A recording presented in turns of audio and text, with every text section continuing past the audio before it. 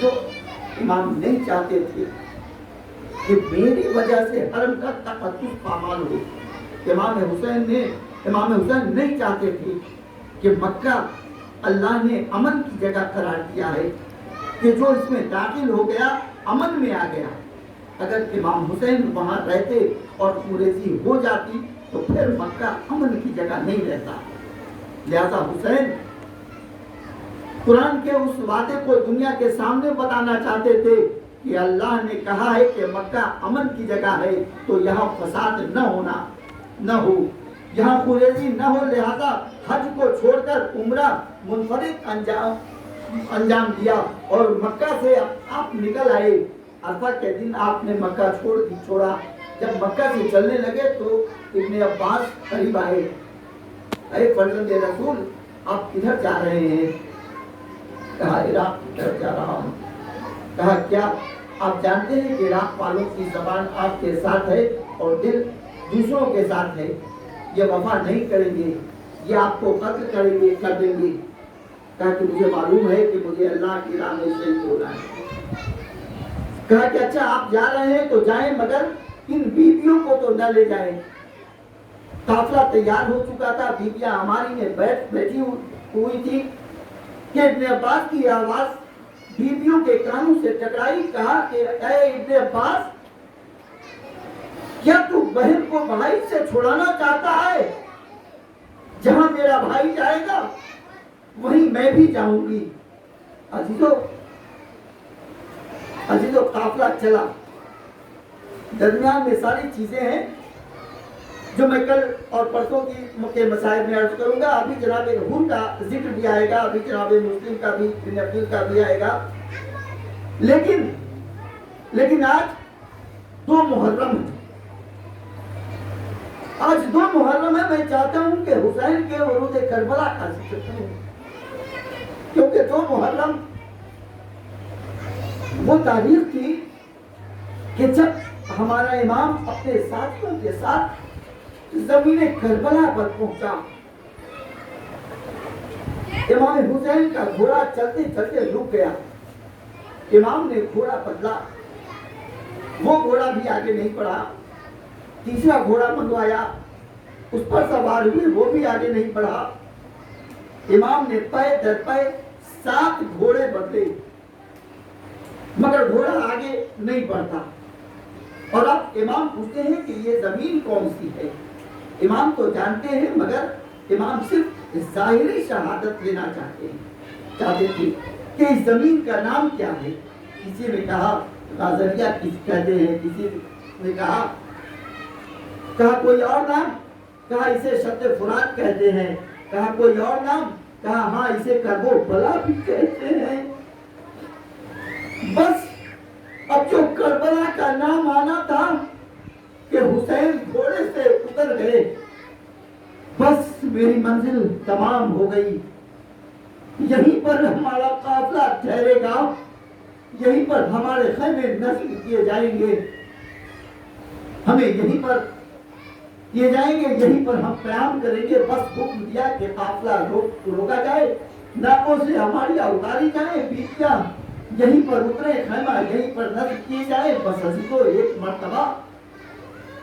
مرتبہ بس اترے, آپ نے میدان کا جائزہ لیا.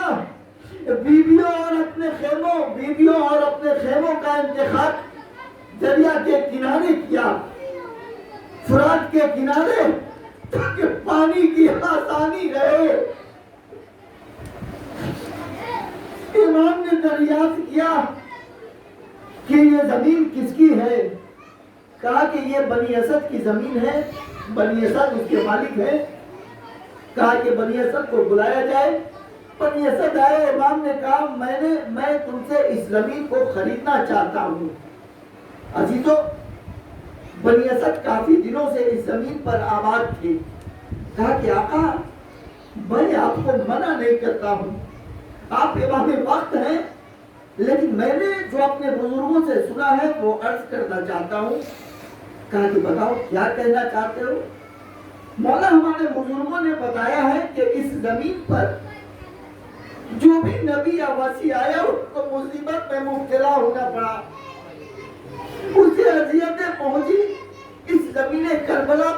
آدم بھی آئے، اس زمین کربلا پر نوح بھی آئے، اس زمین کربلا پر ابراہیم و اسماعیل بھی آئے، اس زمین کربلا پر موسیٰ و عیسیٰ بھی آئے، اس زمین کربلا پر مولا کائنات بھی آئے، اور ہر نبی کو اللہ نے خبر شہادت سنا دی۔ جو نبی آتا تھا کسی نہ کسی صورت سے اسے اذیت پہنچتی تھی، پیر زخمی ہو گیا، خون نکل آیا، پروردگار مجھ سے کیا غلطی ہو گئی؟ کہا تم سے کوئی غلطی نہیں ہوئی، مگر یہ وہ زمین ہے جس پر آخری نبی کا نوازا قتل کیا جائے گا۔ کہا کون قتل کرے گا؟ کہا کہ یزید قتل کرے گا۔ وہ نبی یزید پر لعنت کرتا رہا اور حسین پر گریہ کرتا رہا۔ تو اس طرح تمام انبیاء کو حسین کی خبر شہادت سے آگاہ کیا گیا، اور مولا کائنات بھی جب جنگ صفین سے واپس پلٹے ہیں تو زمین کربلا پر مولا نے قیام کیا تو مولا پر غنودگی سی طاری ہو گئی۔ تو آپ نے عجب منظر دیکھا کہ زمین کربلا پر خون کا دریا ہے جس میں میرا فرزند حسین ہے۔ بس عزیزو امام علی خواب سے بیدار ہوئے، فرمایا انا للہ و انا الیہ راجعون۔ چاہنے والوں نے پوچھا مولا خیریت تو ہے؟ کہا مولا ابھی مجھ پر غنودگی سی طاری ہو گئی تھی، میں نے دیکھا کہ ایک دریا ہے جو خون سے لبریز ہے، اس میں میرا بیٹا حسین حلیمی ناصر یسرنا کی صدا بلند کر رہا ہے۔ تو عزیزو یہ زمین کربلا ہے، علی نے بھی گریہ کیا، یہ وہ زمین کربلا جس کی خاک وقت ولادت امام حسین جبرائیل علیہ السلام نے جا کر پیغمبر اسلام کو دی تھی، اور کہا تھا آپ کا نوازا آج 3 شعبان کو پیدا ہوا ہے، یہ کربلا کی زمین پر آپ کی امت کے ہاتھوں شہید کیا جائے گا۔ پیغمبر نے تعزیت بھی قبول کی تھی اور مبارکباد بھی قبول کی تھی، ولادت کی مبارکباد تھی اور شہادت کی خبر کی تعزیت۔ بس عزیزو، حسین والد کربلا ہوئے، بنی اسد کو بلایا اور بنی اسد سے زمین کو خرید لیا، اور خریدنے کے بعد زمین کو ہبہ کر دیا، مگر 3 شرطوں کے ساتھ۔ اے بنی اسد، یہ زمین میں تم کو ہی ہبہ کر رہا ہوں، لیکن دیکھو 3 شرط ہے۔ پہلی شرط ہے، دیکھو یہاں پر ہم قتل کیے جائیں گے، دیکھو یہاں پر ہمارے لاشیں دفن ہوں گے، قبریں بنیں گی، لہذا یہاں پر کاشتکاری نہ کرنا۔ دوسری شرط یہ ہے کہ جب کوئی زائر میری زیارت کے لیے آئے تو اس کو 3 روز مہمان رکھنا۔ عزیز حسین نے یہ جملہ کیوں کہا کہ میرے زائر کو 3 دن مہمان رکھنا، کہ چاہنے والا جب کربلا کی زمین پر آئے گا اور 3 دن مہمان رہے گا تو حسین کی 3 دن کی بھوک و پیاس یاد کرے گا، اور اس زمین پر رسول کا نوازا 3 دن کا بھوک کا پیاسا ذبح کیا گیا۔ عزیزو، تیسری شرط یہ ہے کہ جب ہم مار دیے جائے، قتل کر دیا جائے تو ہمارے لاشیں کو آخر دفن کر دینا۔ عزیزو، یہ وصیت بنی اسد کے مردوں سے کی، اور اس کے بعد وہاں عورتوں سے مخاطب ہوئے۔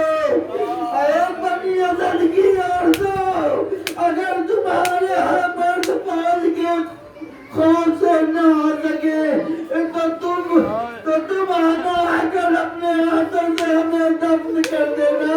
اور تاریخ لکھتی ہے کہ حسین یہیں پر خاموش نہیں ہوئے، بلکہ پھر فرمایا ان معصوم بچوں سے جو اپنے والد انگلیاں پکڑے ہوئے باپ کی خدمت میں آئے تو فرمایا ہے بچوں اگر تمہارے والدین ہمیں قبول نہ کرنے آئے تمہیں کہ مٹھی خاک اٹھانا اور اپنے اللہ کو پر ڈال دینا بس عزیزوں میں نے مجلس کو تمام کیا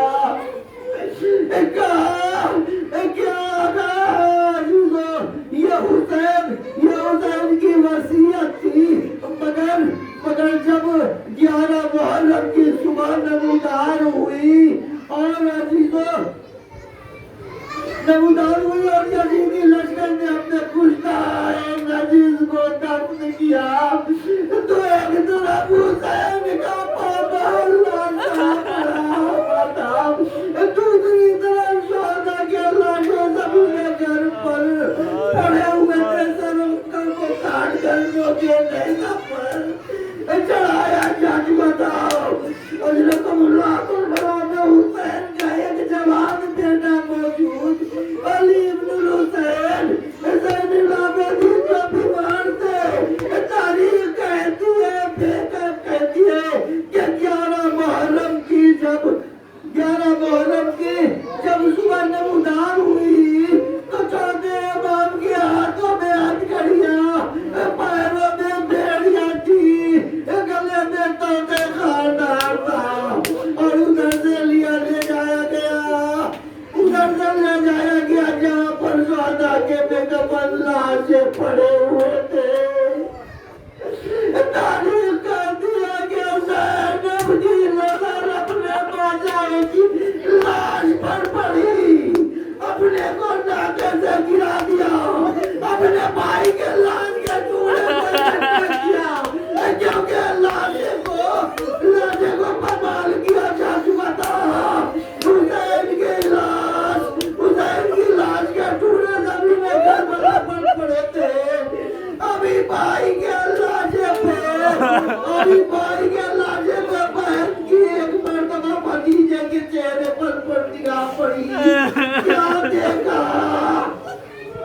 کیا دیکھا کہ بیمار امام ہے قریب ہے کہ روح جسم سے پرواز کر جائے ایک مرتبہ مخاطب ہوئی اے بیٹا سید سجاد خود کو سنبھالو تمہاری کیا حالت ہے بیٹا مردوں میں اب تمہارے علاوہ کون ہے اے بیٹا قریب ہے کہ تمہاری روح جسم سے پرواز کر جائے اے بوبی اماں وہ بیٹا کیا کرے وہ بیٹا کیا کرے جس کے باپ کا لاشا زمین گھر پر پڑا ہوا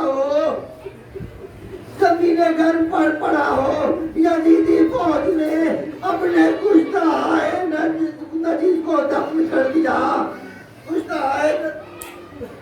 کو دفن کر دیا لیکن میرے بابا کا لاشا میرے بھائیوں کے لاشے میرے چچا کے لاشے جب زمین گھر پر پڑے